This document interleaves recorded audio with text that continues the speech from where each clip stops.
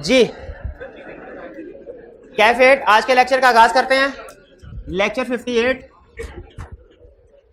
आज के लेक्चर में हम वॉल्यूम 2 के प्रैक्टिस क्वेश्चन की डिस्कशन करेंगे। प्रीवियस लेक्चर में भी हमने डिस्कशन की थी बिल्कुल। अच्छा, ये इसके साथ ही हमारा ये चैप्टर नहीं, एक टॉपिक है।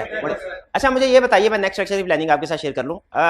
अगर आप रिपोर्ट के सारे एलिमेंट्स के साथ कंफर्टेबल हैं और उसके ऊपर ग्रिप है आपकी कि सिचुएशन पढ़ के अंदाजा लग जाता है कि इसका रिपोर्ट के ऊपर इंपैक्ट क्या आएगा, तो फिर जो लास्ट कंसेप्ट है इसका ड्राफ्टिंग ऑफ मॉडिफाइड ओपिनियन, वो कर लेते हैं कल के लेक्चर में। दूसरी ऑप्शन ये है कि अगर आप समझते हैं नहीं सर अभी हमारा कंसेप्ट जो है वो 50-50 है, कच्चे पके हैं, अभी कुछ टाइम चाहिए, तो फिर मैं मजीद बर्डन आप इस चैप्टर का नहीं डालता। मॉडिफाइड ओपिनियन को फिर हम 2-4 दिन के लिए साइड पे कर लेते हैं, नेक्स्ट चैप्टर की तरफ मूव करते हैं। तो आप बता दिए कितने ऐसे स्टूडेंट्स हैं जो ये समझते हैं कि कंफर्टेबल लेवल पे है और नेक्स्ट मॉडिफिकेशन ड्राफ्टिंग हमें सीख लेनी चाहिए, जो आखिरी कंसेप्ट है हमारा चैप्टर 4 का, और कितने स्टूडेंट ऐसे हैं जो ये कहते हैं कि अभी कुछ दिनों का गैप आ जाना चाहिए। चलिए ठीक है, गैप ठीक है। तो अभी लेकिन इस गैप में फिर आपने डेली बेसिस के ऊपर क्वेश्चन की प्रैक्टिस करनी है। आज के दिन में मैं क्या करूंगा, ये क्वेश्चन अगर आज इंशाल्लाह चारों डिस्कस हो जाते हैं तो इसके बाद हमारे बाकी जितने भी क्वेश्चन वॉल्यूम 2 के रह जाएंगे, जितने भी वॉल्यूम 2 के, उन सब की डिस्कशन अपलोड करके ना आपके साथ लिंक शेयर कर दूंगा। आपने अगले 2 से 3 दिन में उस सारी डिस्कशन को देखना है, क्वेश्चंस को सॉल्व करना है और सारी जो क्वेश्चन सॉल्व कर ले उसकी डिस्कशन को देखना है। ये आपको 3 दिन का टाइम दे रहा हूं मैं, ठीक है। 3 दिन में जिसने ये काम कर लिया वो फिर मॉडिफिकेशन में कंफर्टेबल हो जाएगा, तो फिर हम मॉडिफिकेशन उसके लिए आसान हो जाएगी। लेकिन अगर आपने अभी ये काम नहीं किया ना, तो जिम्मेदारी के साथ कह रहा हूं, बाद में कोई ऐसा वक्त नहीं आएगा जब आप ये डिस्कशन कर सके, क्योंकि फिर वक्त कम होता जाएगा, टॉपिक साथ में आगे चलते जाएंगे, आप अगले नए टॉपिक्स में उलझ जाएंगे, प्रीवियस टॉपिक्स को करने का टाइम नहीं मिलेगा। तो इसलिए 3 दिन आज क्वेश्चन अपलोड कर दूंगा कि 10, 12, 15 के करीब क्वेश्चन होंगे, केस स्टडीज है, और आपने लेकिन साथ ही साथ केस स्टडीज को करते हैं। और मैं ये कोशिश करूंगा कि अगले जो 3-4 दिन हमारे लेक्चर्स हैं इनमें होम असाइनमेंट आपको कम दूं। इनमें होम असाइनमेंट नहीं, ये नहीं हो सकता कि नहीं, वरना वो करंट टॉपिक समझ नहीं आएगा। सिर्फ चंद एक अहम एक आधा क्वेश्चन दे दिया सिर्फ काम का, बस।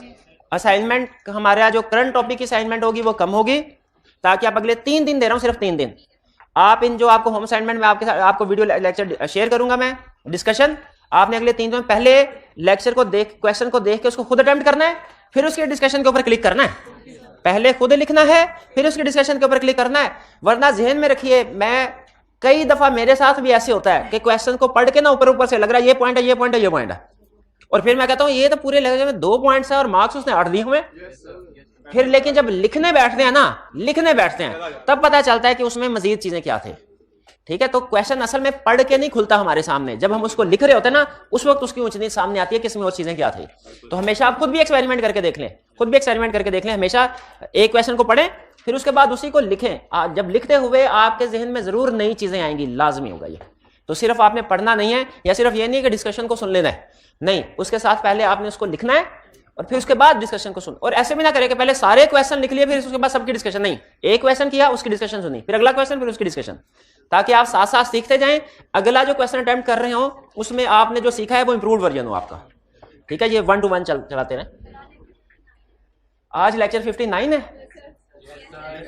आज 59, अच्छा ठीक है। नहीं, वॉल्यूम 2 में मैंने तकरीबन सारे क्वेश्चंस की डिस्कशन आपके साथ शेयर कर दूंगा। मेरा नहीं ख्याल उसके बाद कोई क्वेश्चन रह जाएगा, वो सारी हो जाएगी। बाकी कोई क्वेश्चन अगर रह गया तो आप बता दीजिएगा, मैं देख लूंगा, उसमें अहम कोई क्वेश्चन हुआ तो आपको क्लास में डिस्कशन करवा दूंगा, वरना वो आपने खुद करना होगा फिर। लेकिन सफिशिएंट डिस्कशन आपको अवेलेबल होगी, सफिशिएंट डिस्कशन, हाँ बहुत ज्यादा। लेकिन असल में कंसेप्ट है ना, वो ज्यादा है तो अच्छा बेहतर है। अकाउंटिंग से कम ही होंगे, बेफिक्र है, अकाउंटिंग के सब्जेक्ट से इंशाल्लाह कम होंगे। चलिए, तो आज हम चलते हैं, हमारे वॉल्यूम 2 के क्वेश्चन नंबर है 16, 17, 25 और 26। और अगेन एज यूजुअल, अगर क्वेश्चन को अटेम्प्ट करते करते मेरे जहन में कोई पुराना कंसेप्ट आ गया, मैं आपसे क्वेश्चन पूछ लूंगा, और अगर कोई ऐसा कंसेप्ट आ गया जो आगे हमने फ्यूचर में पढ़ना है तो मैं ब्रीफली आपको गाइड कर दूंगा, ठीक है। इसलिए ये ना समझिएगा कि हम सिर्फ क्वेश्चन अटेम्प्ट कर रहे हैं, बल्कि हम उसमें उसको सीख रहे हैं। और इसी में अगर डिफरेंट वेरिएशन मेरे जहन में आई कि किसी क्वेश्चन में आई कि आपने ऐसे भी पूछा था, मैं वो भी आपके साथ डिस्कशन कर दूंगा। सिर्फ हमारी डिस्कशन करंट क्वेश्चन के ऊपर लिमिटेड नहीं होगी, आगे पीछे जो भी बेहतर हुआ हम डिस्कशन कर लेंगे। सबसे पहले केस स्टडी क्या करना है, requirement advise the concern partner और manager with respect to the above matter. Requirement पढ़ के कुछ समझ नहीं आ रही किस चैप्टर का किस टॉपिक है, नो प्रॉब्लम। जब रिक्वायरमेंट पढ़ के ना पता चले किस टॉपिक का है तो फिर क्वेश्चन की इंफॉर्मेशन पढ़ के पता चलता है। You are a partner in a firm of chartered accountants. Annual audit of various clients are at finalization stage, and since this is the first time that ISA is related to key audit matter is to be applied. First time ये key audit matter का standard apply होने जा रहा है। Several issues have been referred to you for guidance. These include. अच्छा, सबसे अहम लफ्ज क्या है भला? Key audit matter. शाबाश, key audit matter है। तो इसका मतलब हमें पता चल गया ये सारी डिस्कशन key audit matter से रिलेट करेगी। Key audit matter पूछ रहा है हमसे। पहला, an adverse report is being issued in the case of Munir Limited. The draft report also contains certain matters as key audit matter. Adverse report में तो key audit matter आता ही नहीं है, आता है? हाँ, सॉरी, ठीक। वो डिस्क्लेमर ऑफ ओपिनियन में नहीं आता। अच्छा, यहाँ पे एक एग्जाम में बैठ के मेरे जहन में आया कि की ऑडिट मैटर तो लिस्टेड कंपनी में आता है, लेकिन ये कहीं अनलिस्टेड तो नहीं है। तो मुझे लिस्टेड और अनलिस्टेड में सोचने की जरूरत नहीं है। जब उसने खुद से कह दिया कि की ऑडिट मैटर इंक्लूडेड, तो इसका मतलब लिस्टेड ही होगी। एग्जाम में बैठ के ना बहुत सी ऐसी चीजें जेन को टक टक करती हैं जो पहले कभी नहीं सोची होती, फर्स्ट टाइम उधर। तो आपने उधर नहीं सोचना, टू दी पॉइंट के की ऑडिट मैटर कह रहे हैं इंक्लूड। उसके क्वेश्चन को क्वेश्चन नहीं करते हम, उसके क्वेश्चन को हम क्वेश्चन नहीं करते, क्वेश्चन को आंसर करते हैं हम। तो एडवर्स रिपोर्ट बिल्कुल हो सकता है, लेकिन हमने ध्यान किस चीज का रखना भला? अच्छा, उसने कहा रिपोर्ट में की ऑडिट मैटर्स हैं, ये नहीं कहा बेसिस फॉर एडवर्स ओपिनियन में की ऑडिट मैटर है, ये नहीं कहा। रिपोर्ट के अंदर क्या तो हो सकते हैं, हम कहेंगे हाँ, एक तो ये कि जिस मैटर के ऊपर एडवर्स ओपिनियन दिया गया है वो की ऑडिट मैटर में शामिल नहीं होना चाहिए, एक चीज ये। एक दूसरी चीज भी बतानी है, हाँ, रेफरेंस आ जाएगा उसका, शाबाश, कि हमने की ऑडिट मैटर्स में जिस इश्यू के ऊपर एडवर्स ओपिनियन दिया जा रहा है उसका रेफरेंस लेना। उसको की ऑडिट मैटर में नहीं लिखना, लेकिन उसको रेफर करना है की ऑडिट मैटर में। ये दो बातें लिखनी है आपने, क्लियर? लिख लेंगे, इसमें कोई और प्रॉब्लम? चलिए आगे चलते हैं। A qualified report has been drafted by the audit manager of Nadir Limited as the company has failed to make adequate provision of contingencies. Company ने कंटीजेंसी की प्रोविजन नहीं इंक्लूड की, क्वालिफाइड रिपोर्ट इशू कर दी। The details of qualification are mentioned in the key audit matter section. क्या सही किया? Qualification की ऑडिट मैटर डिटेल्स, यहां पे भी दो बातें लिखेंगे। पहली बात, क्वालिफिकेशन की डिटेल्स की ऑडिट मैटर सेक्शन में नहीं आएंगी, बेसिस फॉर क्वालिफाइड सेक्शन में जाएंगी। और दूसरी बात क्या लिखनी है? हाँ, उसका रेफरेंस की ऑडिट मैटर में इंक्लूड कर देंगे, ठीक है? उसको रेफर कर देंगे की ऑडिट मैटर में। डिटेल की ऑडिट मैटर में नहीं आती होती। रेफरेंस क्यों आता है की ऑडिट मैटर में? अगर ओपिनियन क्वालिफाइड हो या एडवर्स हो, उसका रेफरेंस क्यों आता है की ऑडिट मैटर में? क्योंकि बाय डेफिनेशन मटेरियल मिसस्टेटमेंट और स्कोप लिमिटेशन की ऑडिट मैटर है। बाय डेफिनेशन वो की ऑडिट मैटर है, इसीलिए रेफरेंस आता है। और पूरा पैरा क्यों नहीं आता की ऑडिट मैटर में? अगर की ऑडिट मैटर है ही मटेरियल मिसस्टेटमेंट, फिर इधर आ जाएगा तो फिर बेसिस फॉर शाबाश क्वालिफाइड ओपिनियन में क्या आएगा? उधर डिस्कस होता है। B clear? सी। अच्छा, यहां पे आपके जहन में ये ना आना चाहिए कि कंटीजेंसी की प्रोविजन पता नहीं आती है कि नहीं आती, इसका तो डिस्क्लोजर नहीं आता। हाँ, क्वेश्चन ठीक। C, the key audit matter section of audit report of Zia limited includes details of key audit matter of only the current period. However, the opinion has been expressed on current as well as prior year. पहले मुझे ये बताइए, हमारे scope से बाहर है ये सीफा का क्वेश्चन। हाँ, हमारे, लेकिन कंसेप्ट अब आगे बात और शेयर कर, हमारे स्कोप से बाहर। लेकिन मुझे ये बताइए, क्या एक ऑडिटर एक से ज्यादा सालों की फाइनेंशियल स्टेटमेंट्स का ऑडिट करने के लिए पॉइंट हो सकता है? बिल्कुल हो सकता है। अगर तो देखें स्टैट्यूटरी ऑडिट रिक्वायर्ड हो ना किसी कंपनी के लिए, स्टैट्यूटरी वो हर साल करवाती है, उन पे ये कहा। लेकिन अगर स्टैट्यूटरी ऑडिट रिक्वायर्ड ना हो तो फिर वो नहीं करे। तो फिर बाज़ औक़ात क्या होता है, जरूरत के वक्त वो कहते हैं सर पिछले आप 2-3 सालों का ऑडिट कर दे। तो याद रखिए, ये सीफैप में कंसेप्ट काम आएगा कि ऑडिटर को एक से ज्यादा सालों का ऑडिट करने के लिए भी इंगेज किया जा सकता है।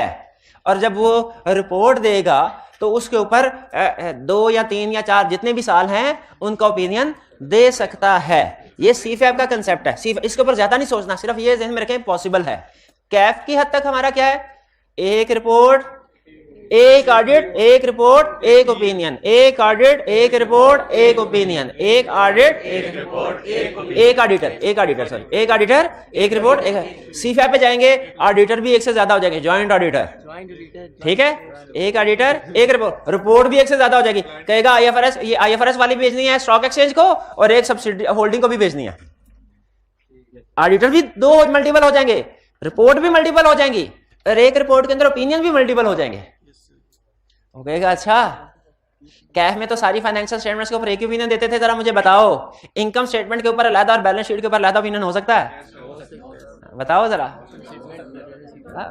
ये क्वेश्चन है, ये सीफैब पे जाके आप सीखेंगे, अभी फिलहाल छोड़ें। कैफ का सिलेबस क्या है? एक ऑडिटर, एक रिपोर्ट, एक ओपिनियन। सीफैब में ये सारी चीजें मल्टीपल हो जाएंगी। तो यहाँ पे कह रहा है मैंने बहुत से सालों पे ओपिनियन दिया, तो हर साल का की ऑडिट मैटर इंक्लूड कर दूं। करंट पीरियड डेफिनेशन में था, तीन चीजें डेफिनेशन में हाईलाइट आपको करवाई थी बस, उसमें करंट ईयर में था। करंट ईयर में आएगा सिर्फ, प्रीवियस ईयर में अगर कोई ऑडिट मैटर था भी, अब की रिपोर्ट, अब क्योंकि अब नहीं रहा ना, अब तो बेचारा वो दफन हो गया, अब तो करंट ईयर का ही आएगा, करंट ईयर का ही आएगा। अच्छा मुझे एक चीज बताइए, एक मैटर पिछले साल भी की ऑडिट मैटर था, क्या वो इस साल भी की ऑडिट मैटर में आ सकता? यस, प्रोवाइडेड कि वो इस साल भी क्राइटेरिया पूरा करता हो। अगर इस साल भी मोस्ट सिग्निफिकेंट है फिर आएगा।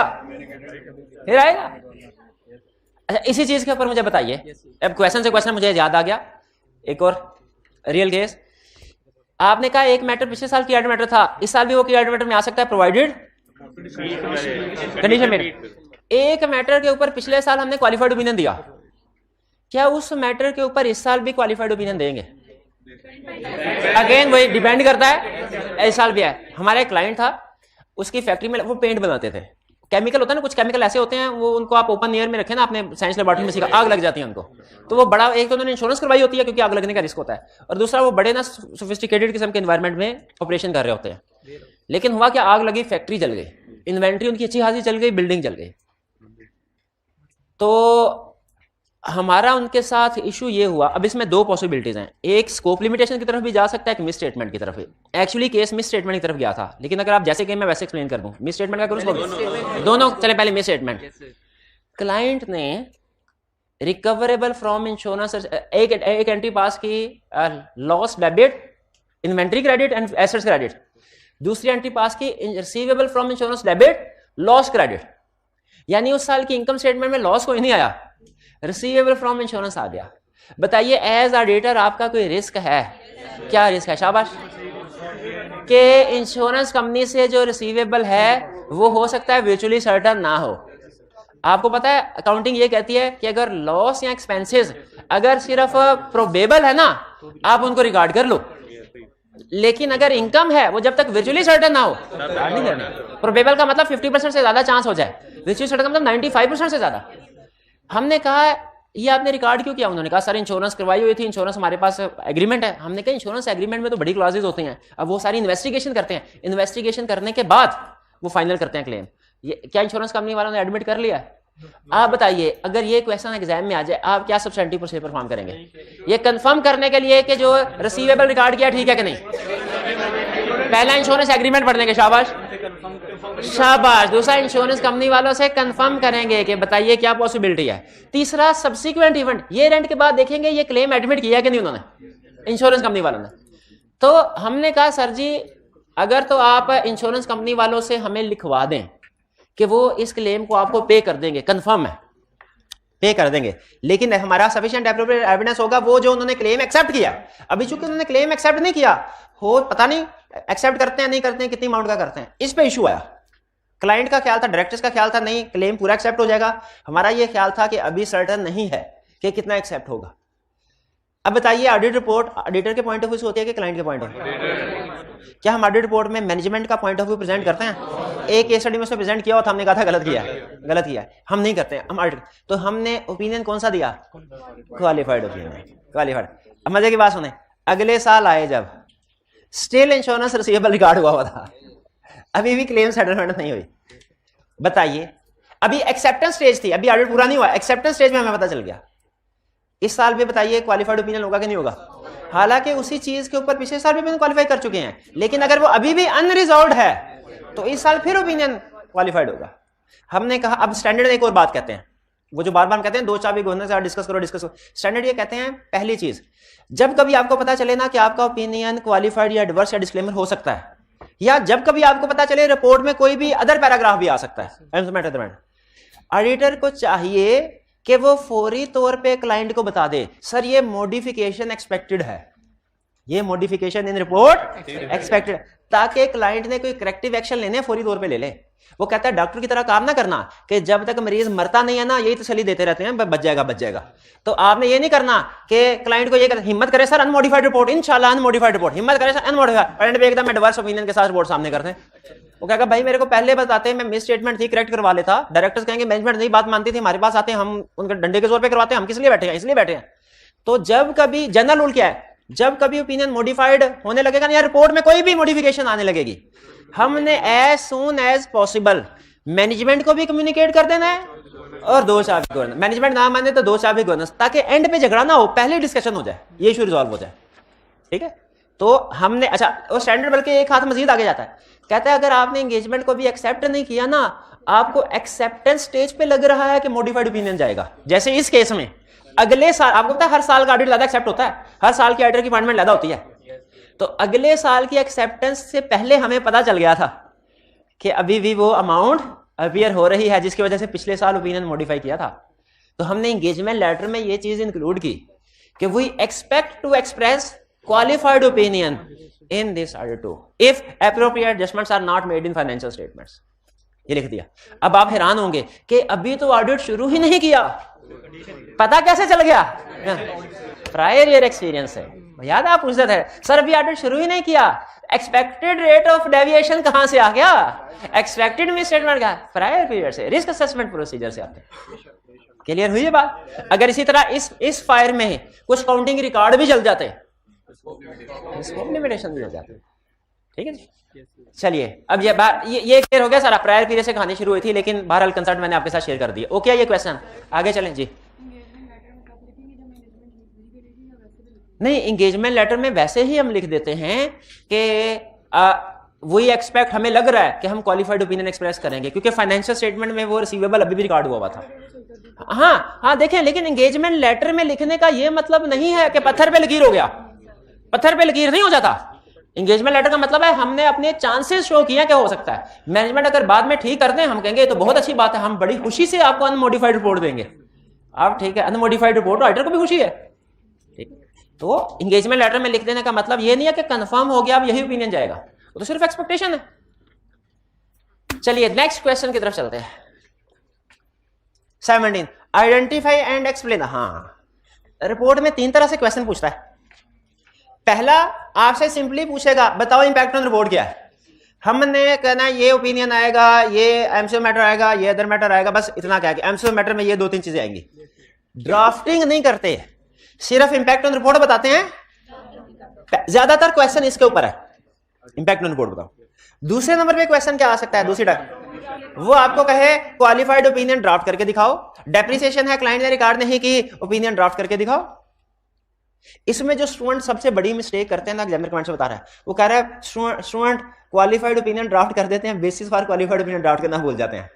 हालांकि असल चीज इसमें जो कहानी में एक्सप्लेनेशन होती है ना, वो बेसिस वाले में होती है।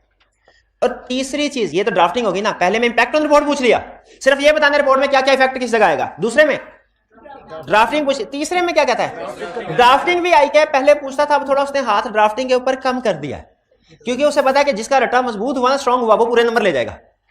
अब क्या करता है, कहता है ड्राफ्टिंग तुम छोड़ो, ड्राफ्टिंग मैं देता हूं, इसमें से गलतियां निकाल लो। ये वही कर सकता है जिसका कंसेप्ट स्ट्रांग होगा, रट्टा भी और कंसेप्ट भी। कंसेप्ट में जिसका रट्टा स्ट्रांग हुआ होता है, क्या कर, उसके भी एग्जामिनर कमेंट्स आते हैं, उसका भी ऑपरेशन करता है एग्जामिनर। कहता है कि मैंने कहा था इसमें से एरर्स आइडेंटिफाई करो, उसने सही पैराग्राफ दोबारा रिप्रोड्यूस कर दिया, 0 नंबर। वैसे क्या एरर आइडेंटिफाई करने का मतलब है इसमें से गलती, कि ये आना था, ये नहीं आना था, ये आना था, ये नहीं आना था। अगर मैं एरर्स आइडेंटिफाई करने को कहूं और आप सही पैरा रिप्रोड्यूस कर दे दोबारा से कि भाई खुद देख लो, तुम्हारा ये गलत है, हमारा ये सही है, देख लो कहां कहां पे फर्क है, कहता है 0 नंबर। क्यों 0 नंबर पता है ना, रिक्वायरमेंट। अब पढ़ते हैं, स्टार्ट करते हैं, एरर्स आइडेंटिफाई करते हैं। Identify explain shortcoming in the following paragraph, draft audit report of Javed limited, emphasis of matter, heading दी, ठीक किया, हेडिंग दी, ये ठीक किया, ठीक हेडिंग दिया कि नहीं ये नहीं पता, बे ये नहीं पता। We draw attention to the fact that company has accumulated losses. Losses, ये तो गोइंग कंसर्न की तरफ नहीं जाते, accumulated losses। And certain payments against long term loan were overdue at the reporting date, payment भी नहीं कर पा रहे, लॉस पे लॉस, पेमेंट भी नहीं कर पा रहे, ये तो गोइंग कंसर्न की तरफ जाना चाहिए। लेकिन मैं पहले पूरा पढ़ लूं पैराग्राफ। एज एट 30 सितंबर 2022 टोटल लायबिलिटी एक्सीडेंस टोटल एसेट्स दे भैया बाय रुपीज 15 मिलियन। These अब तो गए हो। These conditions indicate the existence of a material uncertainty that may cause significant doubt on company's ability to continue as going concern. पहली गलती, heading गलत दिया, heading material uncertainty related to going concern की आनी चाहिए। एग्रीड। दूसरी गलती, reference to भाई गोइंग कंसर्न के पैराग्राफ में रेफरेंस आता है, रेफरेंस नहीं दिया हुआ। तीसरी गलती, our opinion is not modified, ये नहीं दिया हुआ, ठीक है, our opinion not modified. 3 events या कंडीशन बता दी है और ये भी बता दिया कि ये मटेरियल अनसर्टेनिटी इंडिकेट कर रहे हैं। ठीक है ठीक है ठीक है, चलिए ये आ गया, हेडिंग का मसला था, रेफरेंस था और our opinion is not modified, correct. नहीं, 2 शू को छोड़े। 25 Your firm is the external auditor of Macho Limited for the year ended 31st December 2013. Sorry, मैं भी यही सोच रहा था, खाली requirement state with reason, requirement question से ज्यादा बड़ी लग रही थी। State with reason the implication for your firm's audit report on Macho's financial statement for the year 31st December 2013. If the directors of Macho prepare financial statements on breakup basis and adequately disclose the basis of preparation in notes to the financial statement. और second, prepare the financial statement going concern basis. अब पहले हम देख लें कि हुआ क्या। हमें ये पता चल गया कि वो कोई गोइंग कंसर्न की तरफ बात लेके जा रहा है, क्योंकि यहाँ पे ब्रेकअप बेसिस कहा उसने, यहाँ पे गोइंग कंसर्न बेसिस कहा। On 12th January 2014, Macho's warehouse was destroyed, resulting in the loss of its entire inventory and an inability to fulfill customers' outstanding orders for the foreseeable future. आग लगी, warehouse जल गया, inventory उड़ गई, सारे खत्म। Your firm has concluded. अच्छा देखा, मैंने आपको बताया होगा, आप परेशान होते थे कि सर एग्जाम में हमें कैसे पता चलेगा गोइंग कंसर्न एप्रोप्रिएट है, नॉट एप्रोप्रिएट के मटेरियल अनसर्टेनिटी, और मैंने आपको बताया था कि हमेशा आपको क्वेश्चन में बताएगा। तो यहाँ पे देखे कह रहा है your firm has concluded that the financial statement should be prepared on breakup basis, मतलब liquidation basis, alternate basis, non going concern. बिल्कुल ठीक, बिल्कुल ठीक, उसके ऊपर प्रिपेयर होने। लेकिन एक चीज मुझे बताइए, मेरा ख्याल है ये गलत है। एक मिनट, ये तो ईयर एंड के बाद हुआ है, तो फायर ईयर एंड के बाद आग लगना, ये तो नॉन एडजस्टिंग इवेंट है। फाइनेंस, इसका डिस्क्लोजर आना चाहिए, एडजस्टमेंट्स वगैरह नहीं आनी चाहिए। एग्री करते हैं? अच्छा अब सुनिए, फायर नॉन एडजस्टिंग इवेंट है, गोइंग कंसर्न एडजस्टिंग इवेंट है। किसी भी इशू की वजह से अगर गोइंग कंसर्न नॉट एप्रोप्रिएट होना, ये हमेशा एडजस्टिंग इवेंट है, ये नोट कर लें। एडजस्टिंग इवेंट की एग्जांपल दिखाई है ना आपको, कल वो मीटिंग में भी पूछे थे, एडजस्टिंग कर सिखा के गुस्सा उड़ा रहा था उसने, किक आउट कर दिया। एडजस्टिंग इवेंट और नॉन एडजस्टिंग इवेंट की एग्जांपल्स क्या है? एडजस्टिंग इवेंट की एग्जांपल्स क्या है? बैंक्रप्सी, एनआरवी, लिटिगेशन का decision, return of defective inventory, और अब 5वीं आइटम भी ऐड कर ले, going concern not appropriate. Going concern not appropriate, ये हमेशा एडजस्टिंग इवेंट होता है। नॉन एडजस्टिंग में तो आपको एक ही एग्जांपल दी हुई है ना, नेचुरल डिजास्टर। नेचुरल डिजास्टर कोई भी हो सकता है, फायर भी, अर्थक्वेक भी, वगैरह वगैरह। वैसे अगर आप आइंदा, बल्कि मैं भी बता देता हूं, आप सोच रहे होंगे सर एक ही दफा हमें सारी एडजस्टिंग और नॉन एडजस्टिंग एग्जांपल क्यों नहीं बता देते? हमें बार बार पूछना पड़ती हैं सर, बार बार बताते हैं, फिर भूल जाते हैं। क्या ही ऐसा हो कि किसी किसी एक सफे के ऊपर लिस्ट लिखी हो, हम उस लिस्ट को याद कर लें, ठीक है, कि एडजस्टिंग इवेंट कौन कौन से हैं, नॉन एडजस्टिंग इवेंट कौन। ये ऑडिट में लिस्ट है ना, आधा ऑडिट इन लिस्ट में छुपा हुआ है, जितनी भी लिस्टें आपको दी जाती हैं इन लिस्ट के अंदर आधा। तो ये पेज है हमारा इस बुक के मुताबिक 282, subsequent event, chapter 20। Subsequent event के सेक्शन में पहला लर्निंग ऑब्जेक्टिव है, पेज इस एडिशन का 282। हाँ देखें एग्जांपल्स ऑफ सब्सिक्वेंट इवेंट दिए हुए हैं, एडजस्टिंग इवेंट। आइंदा जब कभी कोई पूछे सर ये एडजस्टिंग इवेंट क्या होता है, सर नॉन एडजस्टिंग, इसके एग्जांपल्स तो बता दें। तो मेरे बताने से पहले आपने उसको कहना भाई सर ने बताया था पेज 282, पेज 282, पेज 282। चलो अभी बता दिया ना, अल्लाह करे आइंदा से भी मसला ना हो, आइंदा से भी ना हुआ तो मेरी जान सुखी हो जाएगी। पेज 282 एडजस्टिंग और नॉन एडजस्टिंग, इस लिस्ट को पढ़ ले, इस लिस्ट को। इसमें आखिरी एग्जांपल देखें लिखी हुई है, change in going concern assumption after the year and, ये यही तो है, इसका मतलब है ये एडजस्टिंग है। ये कितनी थी क्या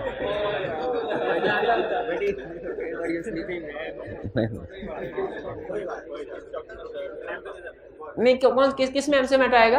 हाँ हाँ तो उसमें आएगा ना, वो सही कह रहे हैं आप, हंस रहे हैं उनके ऊपर। अच्छा सच में आएगा, अच्छा हंस रहे हैं, अब भी डिस्कस कर लेते हैं। अच्छा इससे तो ये एडजस्टिंग इवेंट है। हमारा जो कंक्लूजन है कि गोइंग कंसर्न नॉट अप्रोप्रिएट है और फाइनेंशियल स्टेटमेंट ब्रेकअप वैल्यू पे प्रिपेयर होनी चाहिए, ये कंक्लूजन सही है, इससे एग्री करते हैं। State with reasons the implication for your firm's audit report on Macho's financial statement for the year end December if the directors of Macho prepare the financial statements on breakup basis and adequately disclose the basis of preparation in notes to the financial statement. Unmodified opinion आएगा plus emphasis of matter paragraph, जिसमें क्या कहा जाएगा, notes को refer किया जाएगा जो कि स्पेशल बेसिस ऑफ अकाउंटिंग को बता रहे हैं। अभी ये स्पेशल बेसिस फ्रेमवर्क बन गया ना, स्पेशल पर्पस फ्रेमवर्क बन गया ना। गोइंग कंसर्न जनरल होता है, नॉर्मल होता है, और नॉन गोइंग कंसर्न स्पेशल होता है। तो एमसीक्यू मैटर आएगा, एमसीक्यू मैटर के एग्जांपल में पढ़ा था, ये आखिरी एग्जांपल यही था, तो एमसीक्यू मैटर आएगा। गोइंग कंसर्न का पैरा क्यों, material uncertainty related to going concern का पैरा क्यों नहीं आएगा? क्योंकि अनसर्टेनिटी है ही नहीं, कंक्लूजन पे पहुंच गए हैं, कंफर्म हो गया नॉट एप्रोप्रिएट। वो तो material uncertainty related to going concern का पैरा तो तब बात है जब अनसर्टेनिटी हो, जब अनसर्टेनिटी ही नहीं है तो ये पैरा भी नहीं आएगा। भाई वन क्लियर है? Second, prepare the financial statements of going concern. अगर वो गोइंग कंसर्न के ऊपर फाइनेंशियल है तो मिस स्टेटमेंट है। इफ मटेरियल इफ परवेसिव करेंगे ना, direct pervasive, direct pervasive, adverse opinion है। और बेसिस फॉर एडवर्स ओपिनियन बोले, बेसिस फॉर ओपिनियन ना बोले, basis for adverse opinion. Basis for opinion तब बोलते हैं जब अनमोडिफाइड ओपिनियन होता है। जब मॉडिफाइड ओपिनियन हो ना तो फिर उसका नाम लेके बोलते हैं basis for qualified opinion, basis for adverse opinion, basis for disclaimer opinion. तो यहाँ पे बेसिस फॉर एडवर्स ओपिनियन में आईटी एक्सप्लेन करेगा नेचर ऑफ मिसस्टेटमेंट। क्लियर? अच्छा एडवर्स ओपिनियन के साथ material uncertainty related to going concern का पैरा आएगा? क्यों नहीं आएगा? अनसर्टेनिटी है ही नहीं। अच्छा एमसीक्यू मैटर तो आएगा, क्यों? क्योंकि फाइनेंशियल स्टेटमेंट से स्पेशल पर्पस के मुताबिक बनाई ही नहीं, बनाई ही नहीं। हाँ, तो वो सारे मसले मसाइल हम बेसिस में ही डिस्कस कर देते हैं। Clear question? इसमें कोई प्रॉब्लम, कोई प्रॉब्लम नहीं है। चलिए नेक्स्ट, 25 भी हो गया। 26 रिक्वायरमेंट।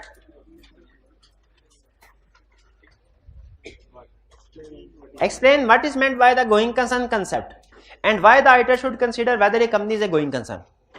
Going concern concept क्या है? कि entity will continue to operate for foreseeable future, और interpretation में foreseeable future को कितना कहते हैं? 12 months period, 12 months period। हालांकि हम 12 मंथ्स के बाद वाले इमर्जेंसी कंडीशन की भी इंक्वायरी कर सकते हैं क्लाइंट से, लेकिन हमने इफेक्ट 12 मंथ्स के अंदर लेना होता है। Why the auditor should consider whether company is a going concern? Because it is fundamental assumption if company is going concern, then it will report its assets and liabilities on its cost, and classification will be between current and non-current. और अगर appropriate और अगर going concern appropriate नहीं है तो measurement और classification दोनों change होती है। मेजरमेंट और क्लासिफिकेशन में फर्क आपने पढ़ा ना अकाउंटिंग में। अगर गोइंग कंसर्न एप्रोप्रिएट नहीं है तो मेजरमेंट भी चेंज होती है, क्लासिफिकेशन भी। मेजरमेंट का मतलब है सारे एसेट लायबिलिटी फेयर वैल्यू पे आएंगे, मार्केट वैल्यू पे, और क्लासिफिकेशन का मतलब करंट में आएंगे। तो ये 12 थ्योरेटिकल डिस्कशन थी। आई कैप नॉर्मली इस तरह के क्वेश्चन नहीं पूछता थ्योरेटिकल, हाँ बी वाले पूछता। क्या?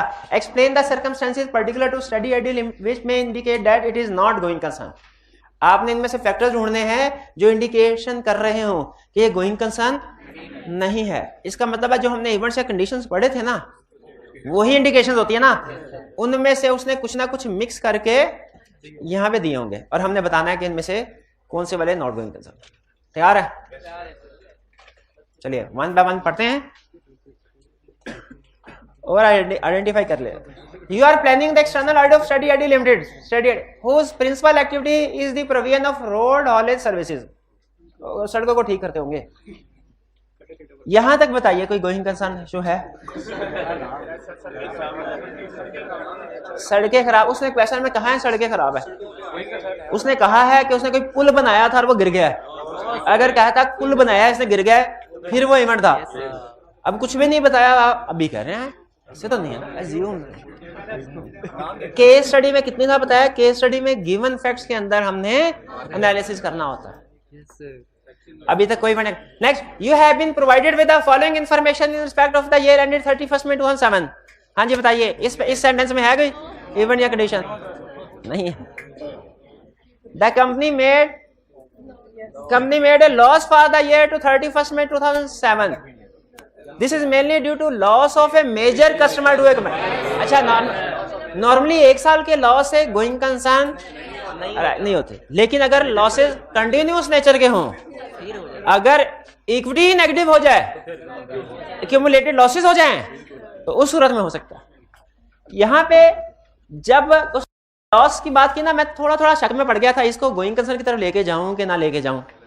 अगर एग्जाम में मुझे बाकी के पॉइंट्स मिल जाए तो फिर मैं इस तरह के पॉइंट्स को हम छोड़ देते हैं। बात खाता हम रिस्क असेसमेंट में भी ये सीखेंगे, सम टाइम कोई पॉइंट आता है उसके ऊपर 50-50 होते हैं, इसे सोल्यूशन में शामिल करें कि ना करें, तो उस सूरत में बेहतर होता है उसको हाईलाइट करके छोड़ दें, पूरा क्वेश्चन सॉल्व कर लें। अगर आपको लगे कि बाकी के क्वेश्चन में सफिशिएंट पॉइंट हो गए हैं तो इस तरह के 50-50 वाले पॉइंट्स को छोड़ दें। लेकिन अगर लगे कि बाकी के क्वेश्चन में सफिशिएंट पॉइंट नहीं हुए तो फिर इन 50-50 वाले पॉइंट्स को भी सोल्यूशन का हिस्सा बना लें। तो अभी मैंने इसको अंडरलाइन करके रख दिया था कि मैंने कहा अगर मेरे पॉइंट पूरे हो गए तो ठीक है, वरना इसको लॉस को भी मैं गोइंग कंसर्न में डाल दूंगा। लेकिन आगे उसने मजीद एक्सप्लेन किया कि ये मेजर कस्टमर की वजह से है, to a competitor and exceptional cost incurred in relation to new premises. तो अब जो कस्टमर चला गया कंपेटिटर के पास, वो वापस नहीं आएगा, अगले साल भी उसके पास रहेगा, तो ये लॉस कंटिन्यूअस नेचर का बन गया। बताइए अब ये गोइंग कंसर्न की इंडिकेशन है क्या? अच्छा, कंफर्म नहीं आपने करना, इंडिकेशन है, इसको आपने एक इंडिकेशन के तौर पे हाईलाइट करना है, क्योंकि हो सकता है कंपनी नया कस्टमर ढूंढ दे, या मे भी बातचीत करके रेट कम करके इसी को वापस बुला ले।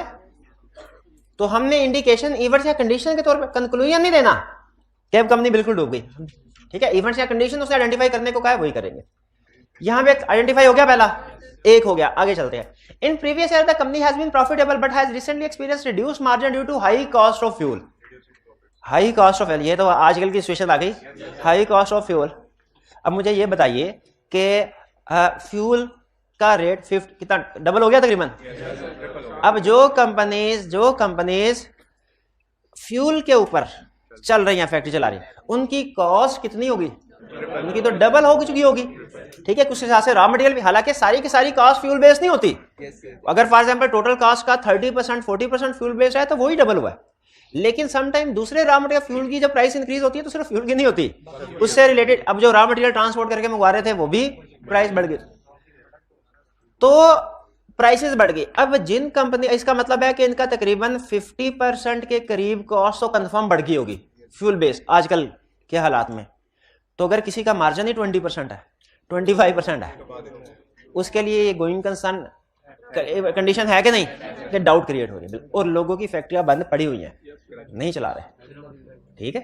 तो इसीलिए अब ये बताइए, बज़ाहिर दिखने में ना लगता है फ्यूल की प्राइस ही बढ़ी है, क्या प्रॉब्लम है? ये जिन कंपनीज जो फ्यूल के ऊपर चल रही होती हैं उनके लिए प्रॉब्लम है। तो ये भी रिड्यूस्ड मार्जिन होना, ये भी एक इवेंट या कंडीशन है कि कंटिन्यूस नेचर का। इसी तरह एक और, अब यहां पे पता नहीं आगे डिस्कस करेगा कि नहीं, एक और होता है इवेंट या कंडीशन जो डाउट क्रिएट करता है, कंपेटिटर्स का बढ़ जाना, मार्केट में न्यू कंपेटिटर आ जाना, जिससे वो हमारे जो कस्टमर्स है उसको अट्रैक्ट करता है। जैसे ये हमारा कस्टमर खींच के ले गया, तो अगर किसी क्वेश्चन में कह दे कि न्यू सक्सेसफुल कस्टमर मार्केट में इन हुआ है, तो वो भी हमारी एक इंडिकेशन होती है कि गोइंग कंसर्न डाउटफुल हो सकते हैं, तो बताइए फ्यूल वाली पॉइंट आपको जस्टिफाई लगता है कि ये डाउट क्रिएट कर सकता है? हाई कॉस्ट ऑफ, बिल्कुल। जब मैन्युफैक्चरिंग कॉस्ट हमारी बढ़ जाए या सेल प्राइस कम हो, कम करनी पड़े, तो ये दोनों सिचुएशंस में हमारे मार्जिन्स कम हो जाते हैं और ये डाउट क्रिएट करता है। नेक्स्ट, इसमें 2 पॉइंट आ गए हमारे पास, 2 emergency condition. Next, despite its poor trading results the company has managed to stay within its overdraft limit of 500,000। जी, इसकी वजह से कोई इशू राइज होता है कि नहीं? नहीं, ये तो कंपनी नॉर्मल लोन लेती है, उसने लोन लिया हुआ, कोई इशू नहीं है। हाँ, अगर ये कह दे कि लोन की इंस्टॉलमेंट से रीपे नहीं कर पा रही, अगर ये कह देता तो फिर हम कहते हैं इंडिकेशन है, क्योंकि आपको पता है कंपनी लॉ में भी लिखा हुआ है कि अगर 1 लाख रुपया किसी से आपने उधार लिया और टाइम पे उसको पे नहीं किया, अगर वो चाहे क्रेडिटर, अगर वो चाहे तो कोर्ट में जाए, court winding off order pass कर देती है। This was achieved by the managing director temporary lending to company 200,000 and delaying payments to creditor. हाँ, ये जो डिलेइंग पेमेंट्स टू क्रेडिटर है, अच्छा ये जो था, ये तसल्ली वाली बात थी। मैनेजिंग डायरेक्टर का लोन दे देना ये नेगेटिव बात नहीं है, बल्कि नेगेटिव हालात में पॉजिटिव बात है। जैसे अगर कहे कि कंपनी बिल्कुल तबाह बर्बाद होगी, 1 रुपया भी नहीं है, किसी को पेमेंट नहीं कर सकते, ऐसे में होल्डिंग कंपनी कहे कि हम आपको $1 मिलियन का बेल आउट पैकेज आपके लिए मंजूर करते हैं, ठीक है, और आपको लोन देते हैं, इंटरेस्ट फ्री लोन 1 मिलियन का, तो बताइए ये कंडीशन है इवेंट्स या डाउट्स कि ये उसको काउंटर कर रही है? काउंटर कर रही है। तो डायरेक्टर का लोन देना ये काउंटर करने के लिए था, इसमें प्रॉब्लम नहीं है। लेकिन ये जो ना delaying payment to creditor, director तो हमारी कंपनी का बंदा है, वो तो जरूरत के वक्त उसने लोन दे दिया कि चलो कंपनी चलती रहे, मेरी भी नौकरी लगी हुई है, कंपनी चलती रहे। लेकिन क्रेडिटर तो ऐसा नहीं सोचेंगे ना, उनको अगर पेमेंट टाइम पे नहीं दी, वो हो सकता है आपके साथ ट्रेड करने से वो अगर कोई सख्त दिल हुआ ना, कोर्ट में चला जाएगा, वाइंडिंग का। अगर कोई नरम दिल हुआ ना, तो वो कहेगा अच्छा आपके साथ साल का ताल्लुक है, सेल परचेज करते रहे हैं, हम कोर्ट में नहीं जाते, लेकिन आइंदा आपको उधार माल भी नहीं देना, हमने कैश लेके आएंगे फिर, यानी terms of the trade change कर लें क्रेडिटर। तो ये भी एक इवेंट्स या कंडीशन कास्टिंग डाउट है। कौन सी वाली line? Delaying payments to creditors. ये 3 पॉइंट, वही पॉइंट वही है, इवेंट्स या कंडीशन वही है जो इंडिकेट कर रहे हो कि company may not be a going concern. 3 point हो गए। नेक्स्ट इधर से, हाँ, the overdraft facility is to be reviewed by the bank in September 2007 after the audited financial statements are available. Overdraft facility review की जाएगी सितंबर 2007 में, तो इसमें कोई अच्छा आगे है। फिलहाल देखिए साथ साथ यहां तक मुझे कोई ऐसी इंफॉर्मेशन नहीं लग रही जो डाउट क्रिएट करे हो। हाँ, अगर कहता डिफॉल्ट किया है वगैरह वगैरह, या बैंक ने रिफ्यूज कर दिया उसको रोल ओवर करने से, फिर प्रॉब्लम होती। आगे क्या कह रहा है? The company has a loan installments falling due in October 2007, which it plans to repay with the proceeds from recently vacated premises, which are currently for sale. Which are currently for sale. अच्छा, आप ना accountant के तौर पे सोचते हैं, fix asset को cell किया, आप कहेंगे फौरन जहन में आएगी disposal account, cumulated depreciation, profit and loss. लेकिन जब ऑडिटर या मैनेजेरियल पॉइंट ऑफ व्यू से एनालिसिस करेंगे ना, तो आप ये सोचेंगे फिक्स एसेट इक्का दुक्का सेल किया है कि ज्यादा किए हैं। अगर इक्का दुक्का किया तो ठीक है, जाने ऐसे होता है, एक बेचा एक खरीदा, पुराना जाएगा तो नया आएगा, पुराना बेच दिया नया खरीद लिया होगा। लेकिन अगर ज्यादा फिक्स एसेट्स बेचे, क्वेश्चन में कहते हैं मेजर डिस्पोजल, तो फिर हम सोचेंगे अगर फिक्स एसेट बेच रहे हैं तो मैन्युफैक्चरिंग कहां से करेंगे, अब बिजनेस किससे करेंगे? भाई बिजनेस तो फिक्स एसेट से ही होता है। अगर फिक्स एसेट ही बेच दिए, fix asset, major fix assets का बेचना, डिस्पोज करना इंडिकेट कर रहा होता है कि फ्यूचर में आपकी जो बिजनेस एक्टिविटी है वो कम हो रही होगी। अगर कंपनी अपने फिक्स एसेट्स को बेच के रोजमर्रा के, भाई मुझे बताइए, अगर कोई अपने घर के बर्तन इसलिए बेचता है कि नया सेट आया है, ये बात समझ आती है, नए बर्तन आए पुराने गए। लेकिन अगर कोई बर्तन बेच के अपना खर्चा चला रहा हो, घर की हांडी सालन, इस भाई बर्तन बिकते हैं तो हांडी सालन पकता है, वरना नहीं। फिक्स एसेट बिकते हैं तो क्रेडिटर को पेमेंट होती है, फिक्स एसेट बिकता है तो इन्वेंट्री, तो ये ऐसा तो ये इंडिकेशन है कि गोइंग कंसर्न हो सकता है, अप्रोप्रिएट ना हो। ये चीज ध्यान में रखिएगा। नॉर्मली फिक्स एसेट्स को बेच के करंट लायबिलिटीज को पे नहीं किया जाता। अगर इस तरह हो रहा है तो फिक्स एसेट आहिस्ता आहिस्ता खत्म हो जाएंगे। जी,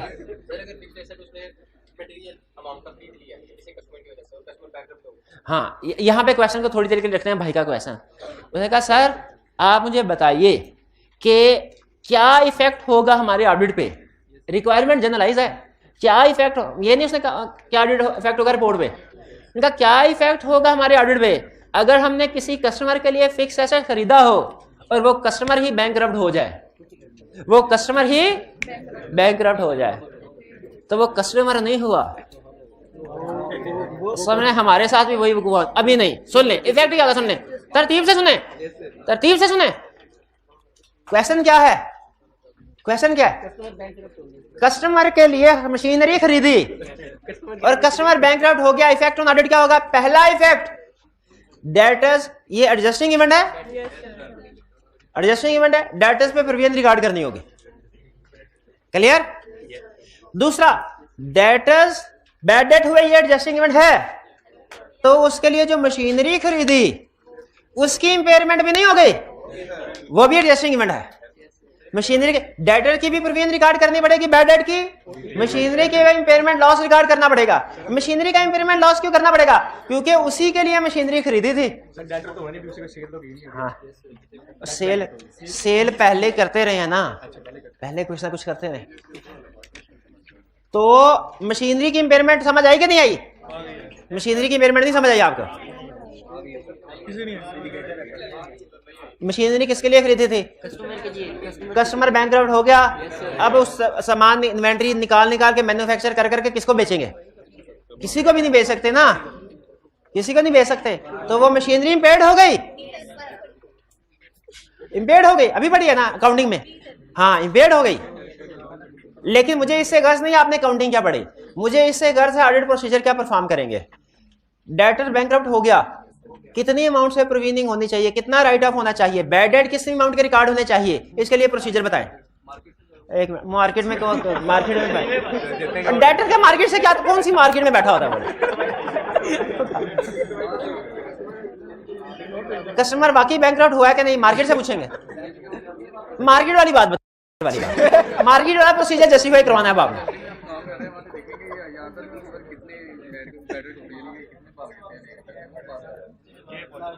नहीं, जी बताइए।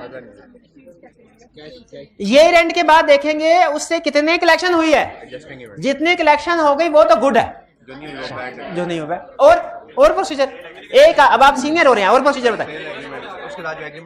सेल्स एग्रीमेंट देखेंगे, एक मिनट आ रहे, किधर है प्राइस, किधर है? सेल्स एग्रीमेंट में वो कौन सी चीज देखेंगे जो हमारी प्रोविजन करने या ना करने को अफेक्ट करेगी? एक चीज होती है, एक चीज होती, सेल प्राइस इन्वेंटरी नहीं जी। 50 रुपए इनाम उधार में मिलेगा, बाद में रेट किस प्राइस पे? ना ना ना, ना। एक मिनट है, डिफॉल्ट किया तो पेनल्टी क्या पड़ेगी? ओवर डेप्रिशिएटेड तो नहीं था?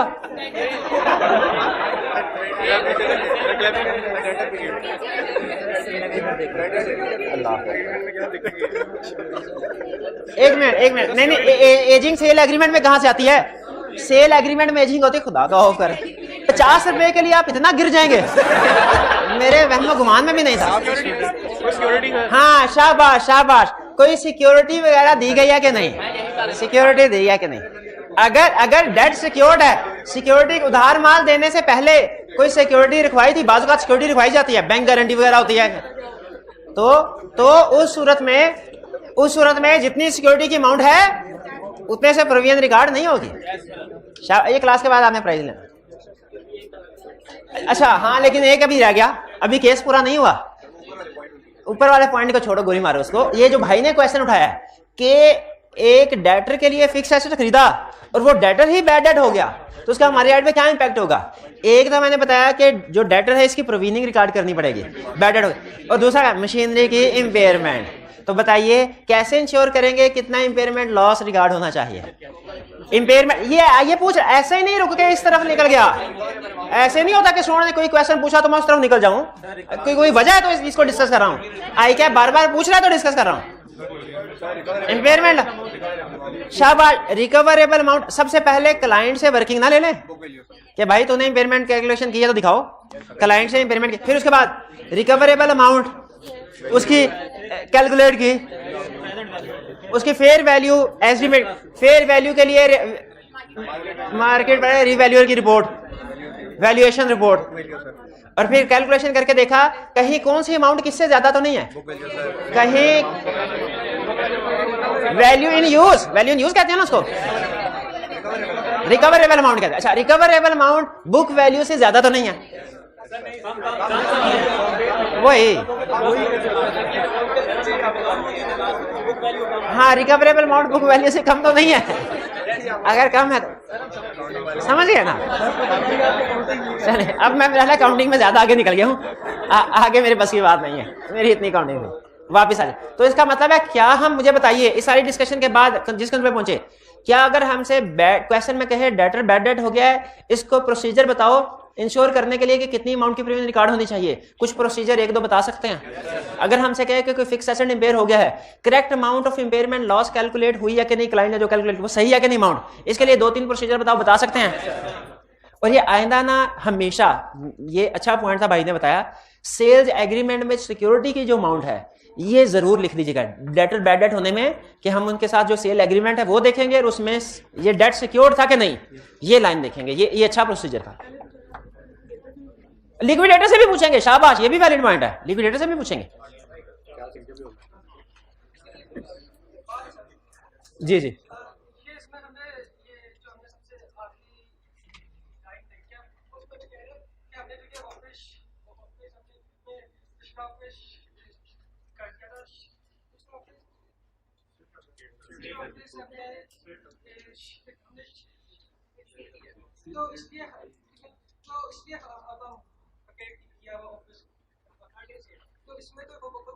ठीक है, मैं समझ गया। इनका पॉइंट ऑफ व्यू ये है, डिफरेंट वर्ड में थोड़ा सिंप्लीफाई करके शेयर कर रहा हूं। उनका सर वो तो खाली ऑफिस था, वो हमारे काम का तो नहीं था, वो तो वैसे फर्क पड़ा था, हमने सेल करना था, वो तो हमारा सरप्लस एसेट था। अगर ये इनका आर्गुमेंट ठीक है, अगर ये सरप्लस एसेट है और उसको सेल किया गया है, उस सूरत में ये इशू नहीं है। जैसे मैंने आपसे कहा ना, रूटीन की सेल पर हो रही है, अगर उस सूरत में इशू नहीं है। लेकिन अगर ये सरप्लस एसेट नहीं था, अब देखें वकेट किस वजह से किया है, हो सकता है वकेट इसी वजह से किया हो कि वहां पे सेल वगैरह नहीं हो रही, ठीक है बस। तो ये क्वेश्चन में क्लियर नहीं है, आपका आर्गुमेंट बिल्कुल ठीक है कि अगर ये बिल्कुल ऐसा ही है कि अगर डिस्ट्रॉय हुई तुम्हारी 3 में से एक फैक्ट्री, ये गोइंग कंसर्न का इशू नहीं है, लेकिन एक फैक्ट्री थी वही डिस्ट्रॉय हुई, ये गोइंग कंसर्न की तरफ जा सकता है। अगेन सेम कंसेप्ट यहां पे, अगर सरप्लस ये एसेट था, प्रॉपर्टी थी, उसको डिस्पोज किया है तो फिर कोई इशू नहीं है, वो तो रूटीन का काम हो गया ना, वो तो मैंने भी पहले बता दिया, फिर गोइंग कंसर्न का इशू नहीं है। लेकिन अगर ये रूटीन से ज्यादा मेजर डिस्पोजल कर रहे हैं, उस सूरत में गोइंग कंसर्न का इशू हो सकता है। मैं वैसे सेटिस्फाइड हूं कि इमरजेंसी कंडीशन बन रही है, क्योंकि फिक्स एसेट टू रीपे, क्योंकि क्वेश्चन में कह रहा है अगर फर्ज करें ये सरप्लस भी था ना, तो फिर इसको बेच के कोई दूसरे फिक्स एसेट में इन्वेस्टमेंट करनी चाहिए थी। फिक्स एसेट को बेच के जो क्रेडिटर की पेमेंट हो रही है वो नहीं होनी चाहिए थी। इसका मतलब यह कि आपके पास सफिशिएंट अमाउंट नहीं है करंट एसेट में, कैश में, कि आप क्रेडिटर को पे कर सकें। नेक्स्ट, तो कितने चार पॉइंट हो गए हमारे पास में। Next, the company has fallen behind with its payments to tax authorities, but the directors have successfully negotiated a scheme for settling the arrears over a period of 4 months. Payments tax authority को नहीं कर पा रहे। अच्छा, यहां पे एक चीज है मेरे, अगर तो डिस्प्यूट होते ना, डिस्प्यूट नॉर्मल होते हैं, डिस्प्यूटेड टैक्स लायबिलिटी है, डिस्प्यूट चल रहा है, इस वजह से पे नहीं किया, वो कोई इशू नहीं है, उसका गोइंग कंसर्न पे इशू नहीं है। लेकिन आपका पेमेंट प्लान एक एग्री हो गया और अब उसके मुताबिक पेमेंट नहीं कर रहे, तो ये एक इशू है। अगेन, जिस तरह एक आम क्रेडिटर वाइंडिंग अप का ऑर्डर ले सकता है कोर्ट से, उसी तरह टैक्स अथॉरिटी वाले भी ले सकते हैं। ये बात बैंक बैलेंस वगैरह भी सील कर देते हैं बैंक अकाउंट। नेक्स्ट है फर्स्ट 4 मंथ का उसने एक्सटेंशन ले ली, चलो एक्सटेंशन मिल गई ना, ये ऐसे ही है जैसे बैंक से लोन लिया था, ड्यू डेट पे रीपे नहीं कर सके। अगर क्वेश्चन यहां तक हो ना, ड्यू डेट पे रीपे नहीं कर सके, फिर इमरजेंसी कंडीशन है। लेकिन अगर इसके बाद अगली लाइन में कहे कि बैंक ने आपको एक्सटेंशन दे दिया 1 साल की, फिर नहीं है। लेकिन फिर अगर अगली लाइन में कहे कि आप उस एक्सटेंशन पीरियड में भी लोन रीपे नहीं कर सके, फिर आ जाएगी इमरजेंसी कंडीशन। तो क्वेश्चन में हमने देखना है वो हमें कंप्लीट पिक्चर कहां तक ले जाके रख रहा है। तो कह रहा है, a condition of this concession granted by tax authorities that the company pays all of its future monthly tax liabilities on the due dates. अभी उसने आगे फर्दर डिफॉल्ट का नहीं बताया, बल्कि उसने कहा कि ये रीनिगोशिएट कर दिया है, कर दिया। तो ये इवेंट का कंडीशन होना चाहिए कि नहीं? कम पड़ रहा है नंबर, सही कह रहे हैं। एक हाँ 4 हमने आइडेंटिफाई कर लिए हैं, 5वां भी रहता है, तो फिर इसका मतलब है हम इसको भी आइडेंटिफाई कर लेंगे कि डिफॉल्ट किया है, पहले डिफॉल्ट किया है टैक्स लायबिलिटी पे करने में, ये एक इवेंट या कंडीशन थी। हालांकि बाद में एक्सटेंशन मिल गई और वो इवेंट या कंडीशन खत्म हो गई है, ठीक है, लेकिन बहरहाल हम आइडेंटिफाई कर देंगे क्योंकि क्वेश्चन के मार्क्स ज्यादा है, मार्क्स ज्यादा है, 5 मार्क्स है ना, हमने 4, ये तो इसको आइडेंटिफाई कर लेंगे तो 5वां भी हो जाएगा। 8 है तो फिर 4 दूनी 8 के नंबर होंगे। उस सूरत में भी एक एक्स्ट्रा आइडेंटिफाई कर लेना बेहतर है, उस सूरत में भी एक्स्ट्रा आइडेंटिफाई कर लेना बेहतर है जी।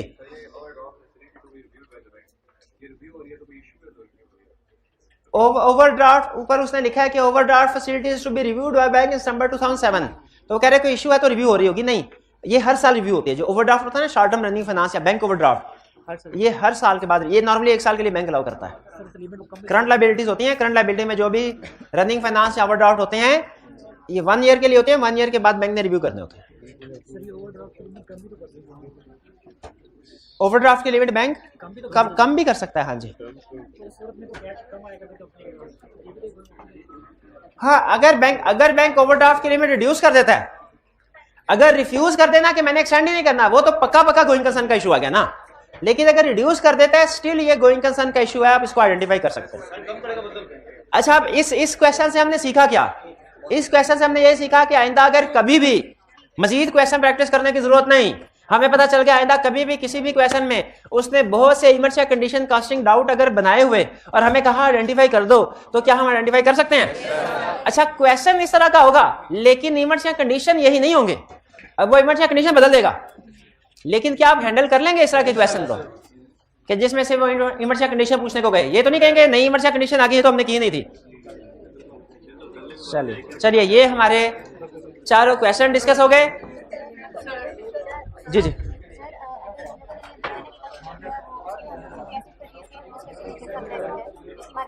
जी जी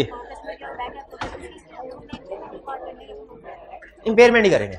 जब हमने डेटर के लिए एसेट खरीदा और डेटर बैडेड हो गया तो डेटर की बैंक्रप्सी के साथ साथ हमने एसेट की इंपेयरमेंट को भी रिकॉर्ड करना है, ठीक है। हाँ, अब इंपेयरमेंट में वो पॉसिबिलिटीज क्या हो सकती हैं? वो हो सकता है हम उसको मॉडिफाई करके किसी और कस्टमर के काबिल बना सकते हो सकता है हमें एज इट इज बेचना पड़े, ज्यादातर केसेस में मेरा ख्याल हमें एज इट इज बेचना पड़ेगा, लेकिन जो भी पॉसिबिलिटी है हम उस लिहाज से इंपेयरमेंट करेंगे, ठीक है। तो उसका इंपेयरमेंट लॉस कैलकुलेट होगा।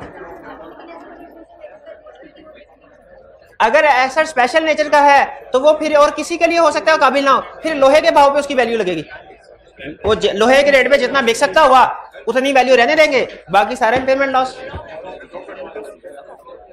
अच्छा, अब सुन लीजिए, कल के लेक्चर में आज एक तो आपको आपकी होम असाइनमेंट ये बहुत अहम है, ये इसको इजी ना लीजिए, ये अगर 3 दिन की होम असाइनमेंट है और आपने लाजमी डेली बेसिस के ऊपर 3-4 क्वेश्चन अटेम्प्ट करने हैं, इसके बगैर आप ऑडिट बोर्ड के एक्सपर्ट नहीं होंगे। जब तक केस स्टडी नहीं करेंगे आप ऑडिट बोर्ड के ये वाली असाइनमेंट नहीं करेंगे, ऑडिट बोर्ड के एक्सपर्ट नहीं होंगे। इसका लिंक आज मैं आपके साथ शेयर कर दूंगा, आपने आज से ही ये होम असाइनमेंट शुरू कर देनी है। सिर्फ 3 दिन है आपके पास, 3 दिन के बाद फिर वो ड्राफ्टिंग वाली एग्जांपल करके इस चैप्टर को हमेशा के लिए खत्म कर देंगे हम।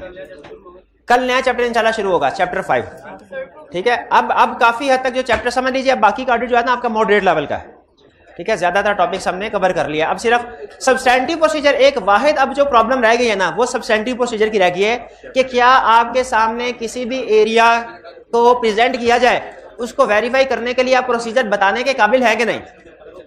देखिए, मैं अभी हालांकि आपके पेपर में सबसे अहम टॉपिक है ये सब्सटेंटिव प्रोसीजर वाला, रिपोर्ट से भी ज्यादा अहम है, लेकिन मैं आपसे चैप्टर अभी शुरू नहीं करवाया। उसकी रीजन पता क्या है कि उसमें जो केसेस एग्जाम में पूछे ना, चैप्टर में उसने रूटीन के प्रोसीजर बताए हैं। सेल्स को इस तरीके से वेरीफाई करो, पेरोल को इस तरीके से वेरीफाई करो।